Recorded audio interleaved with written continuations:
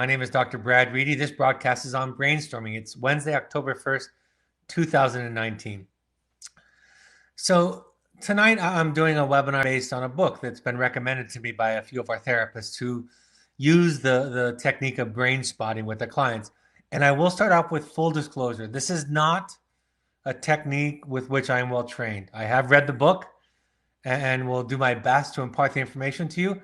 And interestingly enough, I found the principles and the concepts to be really accessible. So while I don't have training and practice in this area like some of our therapists do, I found the ideas and the principles involved to be very accessible for just about anybody. And I think the reason they want me to do this is because it takes a little bit of time to explain it.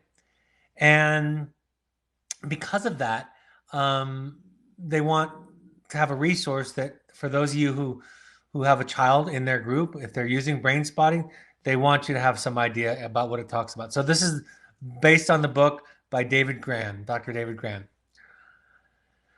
Kind of the simplest idea to start off with is the idea of where you look affects how you feel. That there are connections in our brain between where our gaze is looking and what we're feeling. The idea here is that there are unconscious connections between our gaze and our feelings that simple talk therapy might take longer to access. We might not have access to those feelings as much. So this is kind of a shortcut, if you will, to finding out about exposing some of the trauma and ultimately building up resources to be able to deal with the trauma that we've had in our life. Dr. Grant talks about the technique, and he says the technique is simple, but the response is complex. So I'll kind of take you and walk you through brain spotting and his evolution of brain spotting as we go. Here's a little bit more of an in-depth introduction to brain spotting. Dr. Grant says, brain spotting uses our field of vision to find where we are holding these traumas in our brain. Brain spotting uses the visual field to turn the scanner back on itself and guide the brain to find lost internal information.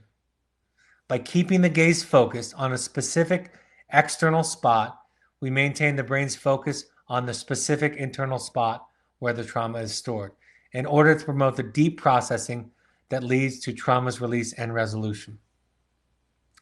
So for Dr. Grant, he first started off with EMDR. And many people have heard of that now today. EMDR stands for eye movement desensitization and reprocessing. This simple technique of moving the eyes side to side along the horizontal axis. And it's through that process then people find access to traumas that are repressed or opaque or unknown to them, and then learning to kind of reprogramming the brain so that the trauma doesn't have a hold of the person. Dr. Gran moved from traditional EMDR to something that he called natural flow MDR, which was something that was a little bit less regimented. He found in some of his early clients that as he was moving his finger back and forth with one client in particular, his first one, he saw them having a reflexive response. I believe it was their eyes started to shudder, and he found himself frozen as he moved his finger from side to side. So he held their gaze in one spot. And with that, they started to access their trauma in ways they never had before. It became open to them and open to the session. So he developed this brain spotting as an evolution to EMDR and to natural flow EMDR, excuse me. Again, it's a simple concept. I don't think it's hard to access, and I think with some training, most therapists could take advantage of this. First, he talked about how as he stopped his finger. Later, he moved it to a pointer. Due to some tiny automatic response. Sometimes it was licking the lips. He noticed a change in breath. Even the subtlest of blinking changes. And when he noticed that, he started to stop at that spot, the spot where he noticed that response. And then the science seemed to gain access to a broader story.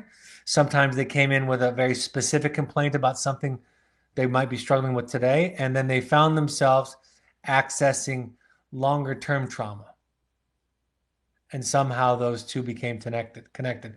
So deeper and broader access to the trauma. Then Dr. Gran, talking and processing these traumas led to the unlocking of some of the blocks clients were experiencing in current day situation. He gives examples of a competitive skater and her inability to do a triple axel, and also a businessman and his phobic response to public speaking, and how brain spotting was able to kind of loosen those things up and tie them to previous trauma. There are two principal ways he started off with brain spotting, and these things evolved one on top of the other. And the first one is outside window brain spotting. So in other words, looking for these reflexive cues. There's something about the way that our brain is wired that certain gazes, and all of you intuitively know this. A lot of people will describe looking down to find their emotional, or when they're looking up, they're accessing more of a thought process. Or you might find yourself staring off into the distance when you're reliving something that you've experienced. So this outside window brain spotting was moving the the pointer around and watching for those reflexive clues. Eventually, that led to some clients having a more sensitive and internal response. He called it inside window brain spotting.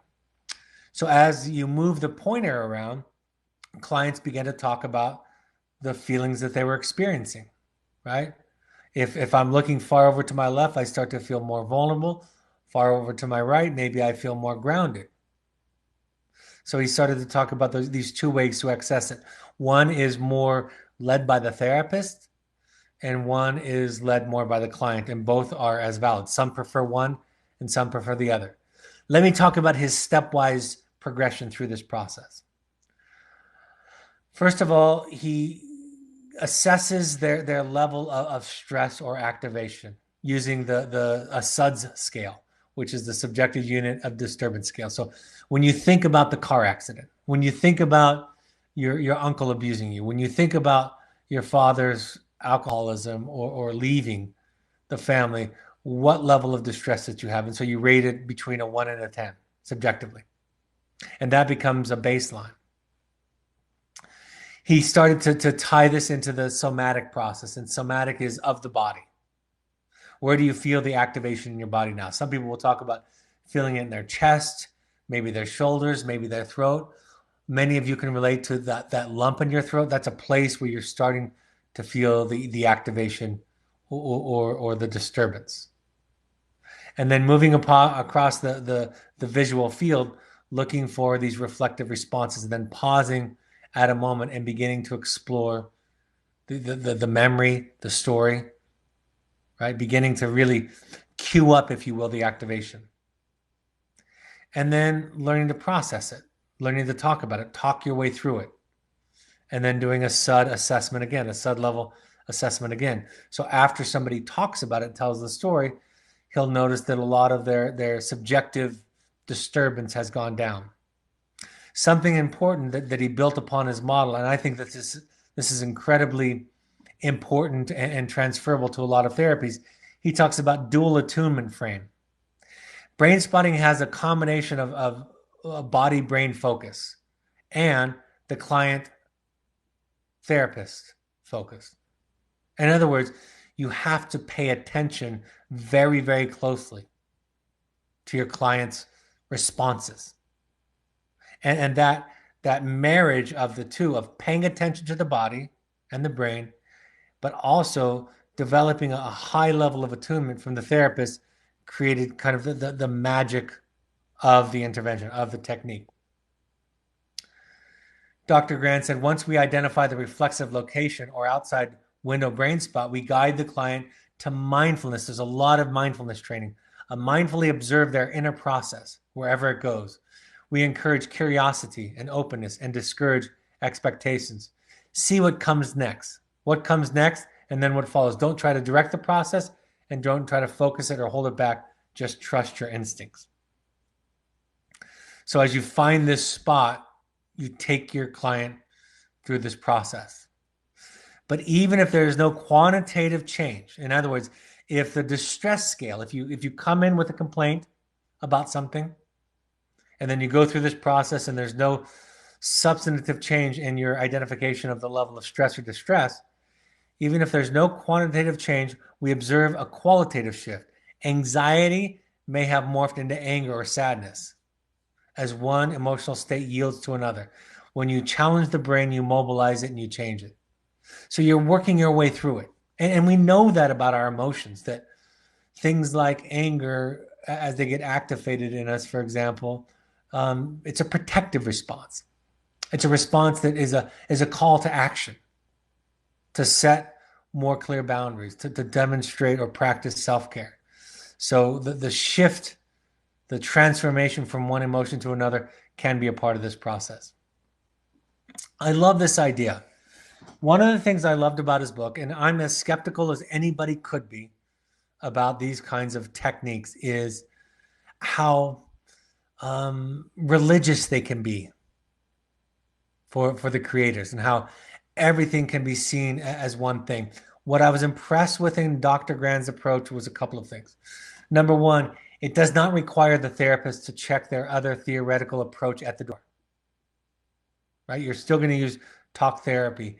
Brain spotting becomes a tool in support of the therapist and client relationship. And he talks a lot about it being client-led. Some of his innovations as he moved through his process in developing brain spotting came when a client asked for or suggested or responded to it a different way. Even during one of his presentations on brain spotting, somebody came up to him and gave him some goggles where the 3/4 of the goggles were painted solid. There was just a see-through spot here at one end or the other. And that people, as they told their stories with various goggles, they either had an activating response or a grounded response. So he was able to incorporate that not only into his model and into his practice, but he actually used it in the second half of his brain spotting training that day. I love the idea of uncertainty, Heisenberg's principle of the more specific we become, the less unsure we are. And it's more complex than that, of course, but translating to psychology and therapy, Dr. Grant says, I have brought the uncertainty principle into brain spotting. Once I realized that the human system is so vast as to be unknowable, I surrendered to it. And that surrender was not a defeat, it was a liberation. I no longer tried to know what I couldn't, and instead I began to seek out what I could know, as scant as it was. While this is specific to this model and to his book, I think it's a really important principle for us to adopt as therapists and parents, is to bring our not knowing to our children, to our clients, is extraordinarily helpful and honoring to them. We go from being sure and suggesting that we know their truth, or asking questions that can be cornering or shaming, to remaining curious. And curiosity is one of the ingredients in maintaining a healthy connection with somebody.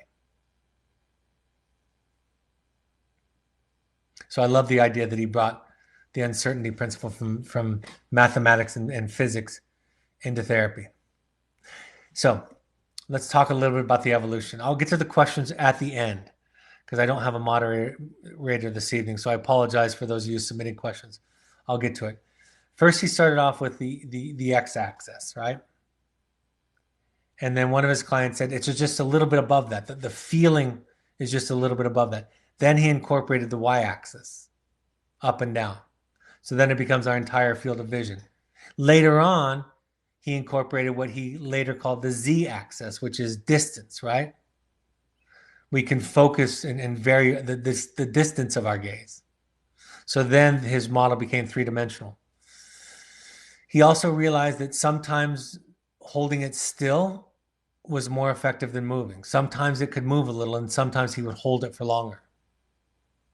He also incorporated bilateral sounds, and he developed CDs and has sold what sounds like dozens of thousands, if not hundreds of thousands of CDs, where bilateral stimulation auditorily also has an impact on people. Again, you're using the brain's process to first access feelings and experiences, and then eventually reprogramming it.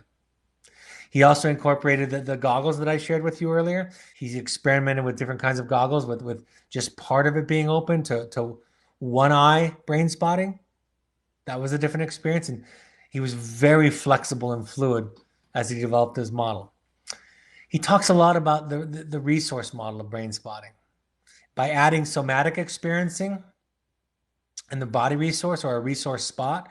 So he asks you to look at a spot or pay attention to a part of your body where you feel most grounded. A lot of therapists will do this. They'll say, can you feel your feet on the floor?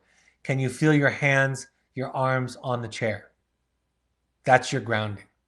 When you focus on those things, you deregulate, you downregulate your emotions.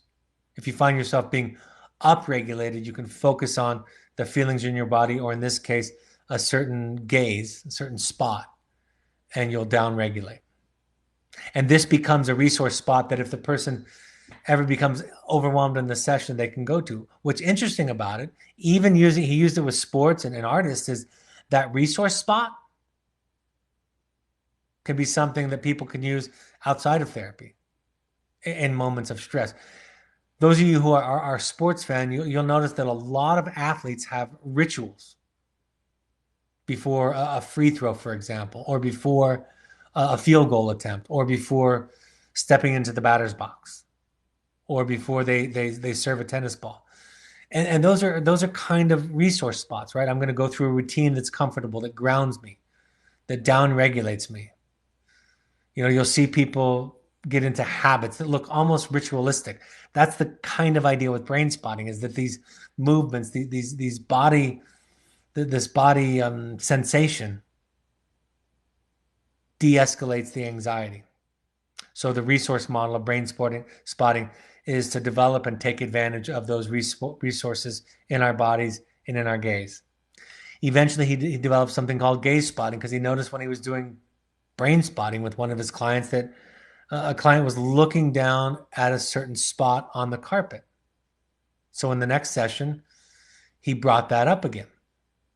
And then that person went to that spot and they were able to access their emotions and work through and process them.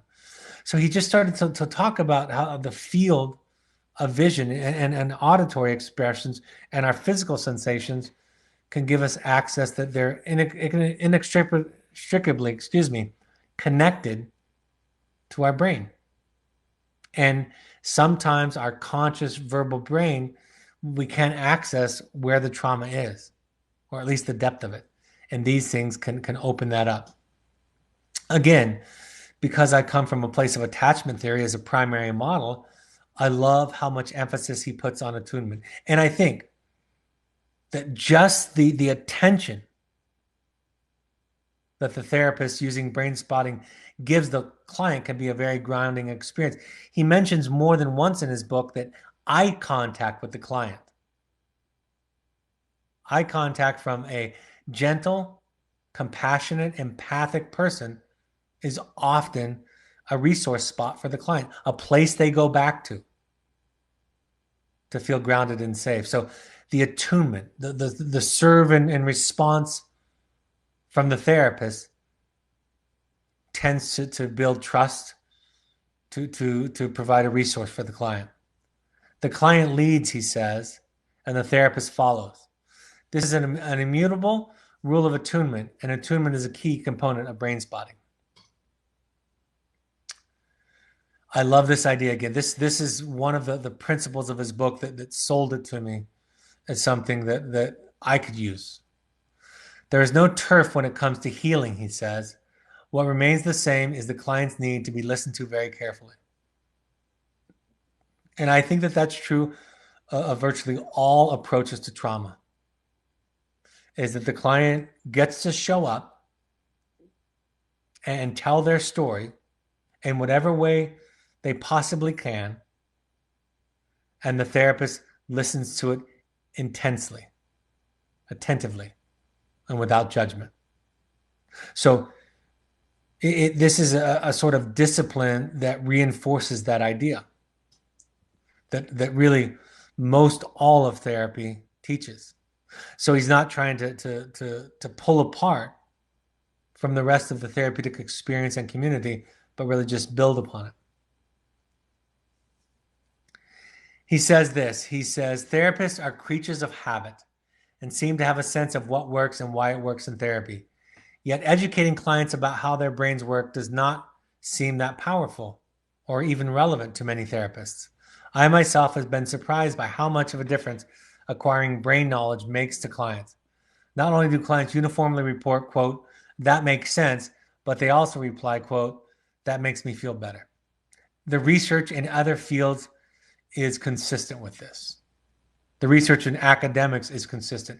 That's what some of the work by Carol Dweck and the growth mindset versus the fixed mindset. When young people learn about how the brain works and that it's malleable and that it's constantly pruning itself, changing, they do better in math, for example. When young people are taught that they could develop pro-social behaviors because of how the brain develops, how it's plastic and malleable, they develop more pro-social behavior. So this is not unique to Dr. Grant. This is something that's important. You can change. That's the growth mindset. With effort, with work, with reprogramming of whatever kind comes, you can change. And having that information and some detail about it, the research says that people do better to move through and progress. Versus the fixed mindset, which Dweck talks about in her research academics with academics, where some people believe that people are born that way. There's such a thing as a math brain, a person who's born to know math, to be a math brain. So this is consistent. Then informing clients about how the brain works can be helpful. So I'll share with some of the take-home messages. Like I said at the beginning, full disclosure, this is not my technique. This is not a technique that I'm trained in. I just read Dr. Grant's book at the suggestion of the therapist, but I found it to be incredibly helpful and complementary to our work. And while I might not be trained in it now, I would encourage many of my clients to give it a shot and try it. It's really built for efficiency. He talks about, this is important. He talks about what can be accomplished, what will take years in more traditional talk therapy can take months. He says months with Brainspotting. It's the same science, by the way, folks, that's behind all experiential therapy. So at Evoke, we don't just use the gaze of the client or bilateral auditory stimulation. We use their entire body, right? Participating in a wilderness therapy program means that you're getting access to everything because you're involving all of the senses, all of the experience. So let's talk about some take-home points. He says this. He says, talk therapy reaches only the areas of the brain that use language, not the areas where the deepest of emotions and body experiences are held. I'm not sure that that's always true, but I know that experiential therapies can augment and enhance talk therapy. I have found, and maybe it's because I have more and more experience with it, that talk therapy can do a lot of that, especially with a skilled clinician. But I have no doubt that EMDR, EMDR, and brain spotting can augment and add to that. Just the same way that I believe that wilderness therapy, the experiential therapy we do in our intensive program, can augment or add to talk therapy techniques. Brain spotting is not protocol driven, he says. There are no steps or procedures that have to be followed. His flexibility is profound. It's unique to see that kind of flexibility in somebody that is the founder and creator of a new therapeutic approach. You don't often see that, right? There's, like I mentioned earlier, there tends to be this kind of religious zeal for people who create new models. But he was absolutely open and was very flexible and would let, as often, the client lead him to new ideas and to new innovations. He talks about how you can do brain spotting by yourself. I shared the example with athletes, right? It's a mindfulness. It's a meditation. It's paying attention to what your body is telling you. It's paying attention to how you feel when you direct your gaze in a certain direction. And that can become a kind of meditation and mindfulness that can help you, like I said, to down regulate or to reduce your anxiety. In fact, he says you're doing it now. You're always doing it. You're paying attention to where your gaze is, and you're noticing what makes you feel uncomfortable or comfortable. The eye contact that you make with somebody, or the lack of it, for example, is an example of brain spotting. The idea of working in a field of uncertainty. I think that is one of the take homes from this book that can be universal. He says psychology is a reflection of physiology, and brain spotting is a physiological approach with psychological consequences. I'm going to read that again for those of you listening on the podcast, because I think it's a profound but simple explanation. Psychology is a reflection of physiology, right? It's our brains. The chemistry in our brains is demonstrated through our psychology. Psychology is a reflection of physiology.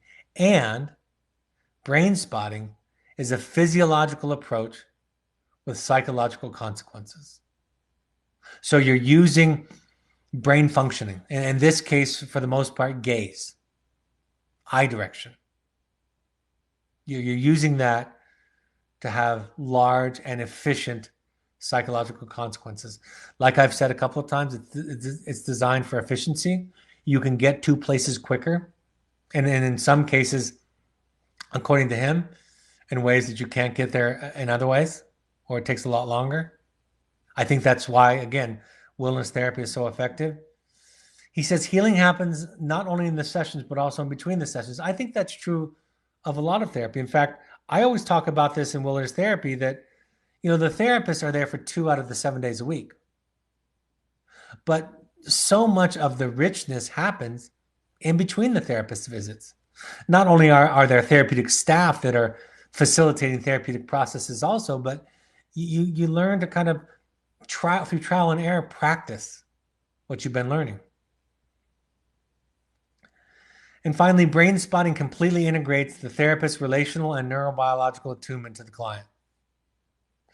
So the task of, like I said, paying attention to the tiniest of reflexes is an enhancement of the kind of attunement that we all want to, ideally will, use with our loved ones, with our children. And the client experiences that attunement as resonance, as being seen and heard. So let me go to the questions. It says, should there be MRIs of the brain before wilderness and after wilderness to measure activity and change, similar to the pre-concussion baselines testing before athletes enter a season's competition? It appears there is no downside. I don't know the science well enough, but I agree with you that there's very little downside. He uses MRIs and functional MRIs to measure the effect of brain spotting. So I think some kind of brain imaging, if you have the capacity, the ability, the resources, I don't see much of a downside. I think it could be, I think in the future, as those kinds of imaging, those kinds of tests become more and more prolific, and I hope they will, I think that'll be a very common marker for progress. So I don't know the science specifically, but I agree with your conclusion that there's very little downside and potential upside. Should there also be measuring of oxygen levels pre and post wilderness? Oxygen levels are critical in brain and body development. Again, you sound like you have a medical background that I don't have. So I can't speak to that. And I can imagine very little downside. Is it possible to consider the change of the term mental health to brain health? There is no stigma to brain health.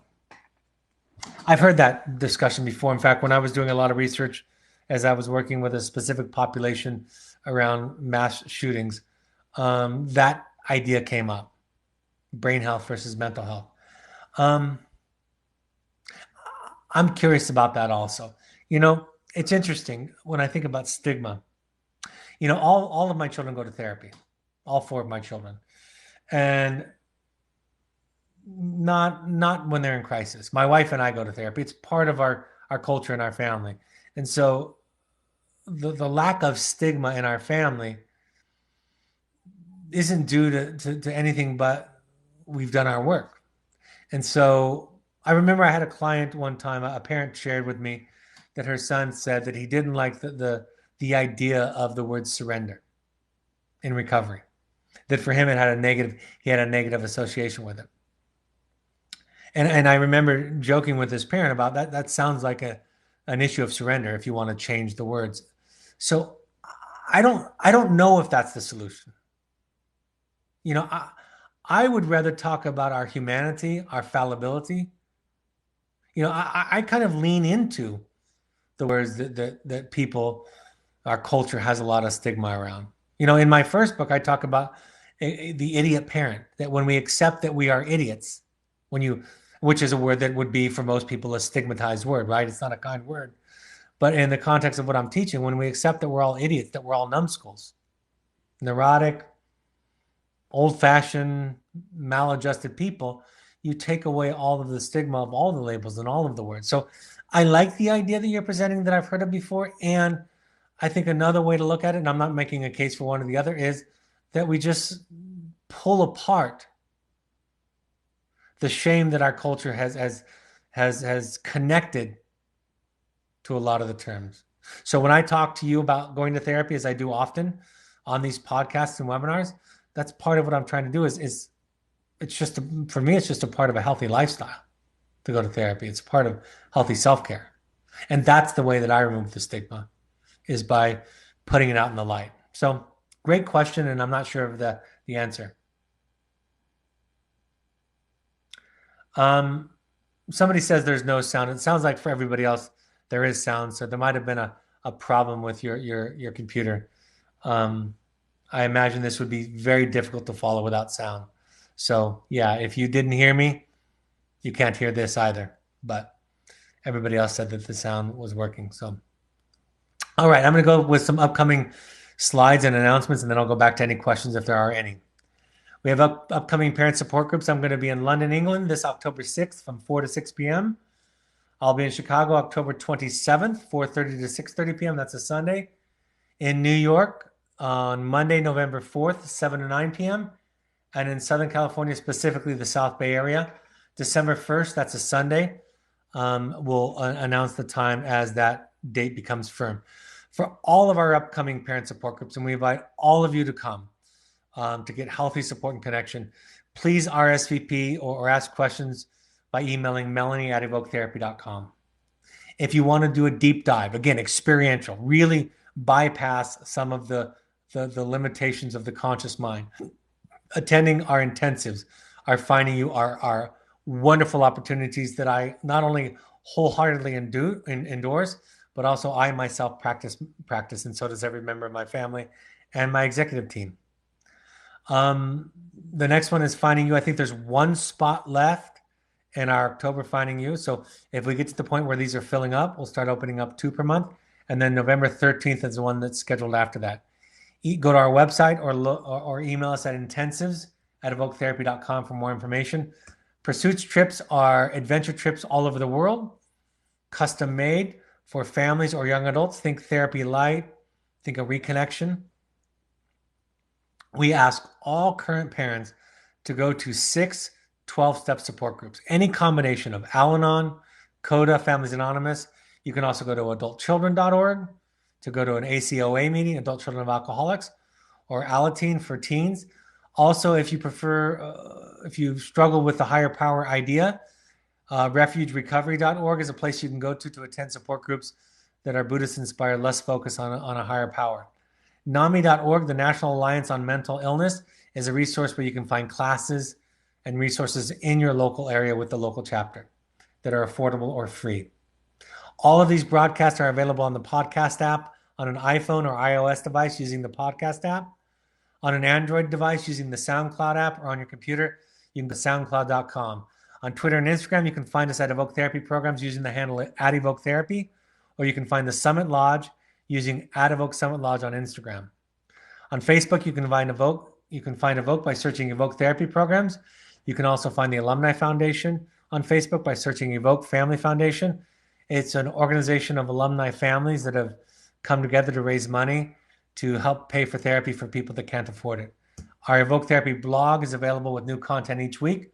My book, The Journey of the Heroic Parent, is available on Amazon, also on Audible. And if you go to the Parent Alumni Foundation book page through the Amazon Smiles program, a percentage of the proceeds goes to the foundation to help people that can't afford therapy.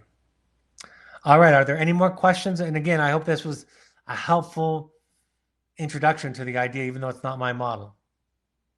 And I hope there's even some carryovers to ideas in therapy that aren't just limited to this one model, this one idea. It looks like there are no other questions. How do you find a good therapist for this? Somebody asks. I don't know the answer to that question. That's a good question. I imagine word of mouth. I imagine something on Google or calling around and talking to therapists and asking them if they know somebody that does it. So I don't know anything other than word of mouth. There were some resources in the back of Dr. Grin's book that I didn't share with you tonight. In there, they might have some resources where you're able to find some therapists who have been trained in the model. So that might be a good resource for you also. I'm sorry I can't be more specific. Thank you for that. No matter how this is or why you attended tonight, I want to thank you for and on behalf of your children for attending these, for being willing to learn and to do your own work. I think it makes a dramatic difference in your child's life, recovery, and maintenance. So thank you for joining me. I hope it's a helpful point of contact. I will be out of the country for the next 10 days or so. So we won't be having a broadcast unless somebody substitutes for me, but I don't have any volunteers right now. So I'll be back the following week, and so I'll announce the upcoming broadcast after that. So thanks for joining us tonight. Have a great evening. Talk to you when I return. Take care. Bye-bye.